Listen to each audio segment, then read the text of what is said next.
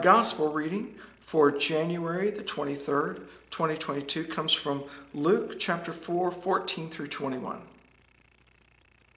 Jesus is back in the Galilee area, back preaching after his baptism by the River Jordan. Synagogues are receiving him, and they are hearing good reports, just as when he was down as a 12-year-old boy down at the temple. Everyone was amazed and astonished by the power of his preaching.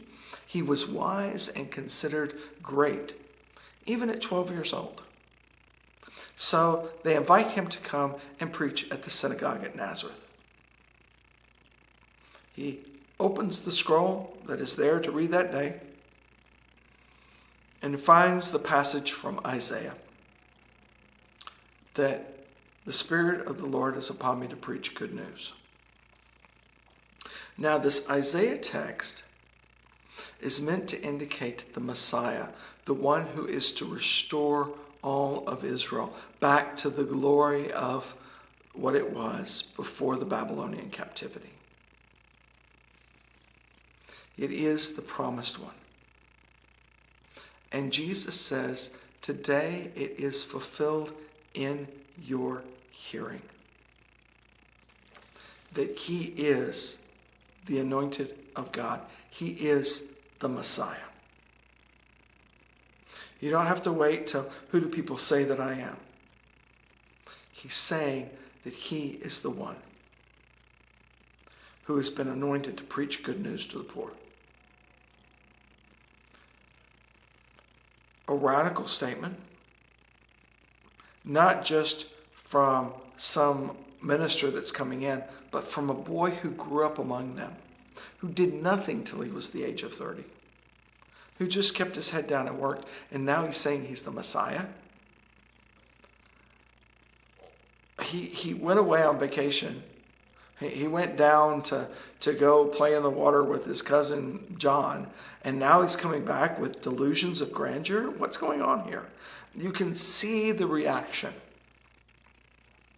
This would be as if someone who went off to college came back to the church and told the church that everything they'd been waiting for is now fulfilled in them. Whoa.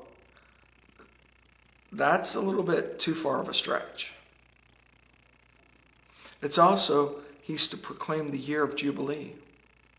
The year of Jubilee has significant economic and political ramifications. If it's truly to be celebrated as the year of Jubilee, then all debts are erased. Everything is restored back to its original owners. This is significant change.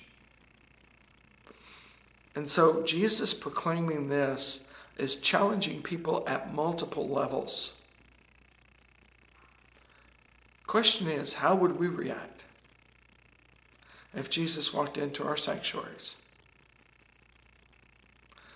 and declared, after reading about the second coming, that it has been fulfilled in our hearing? Would we believe it? Or would we question him?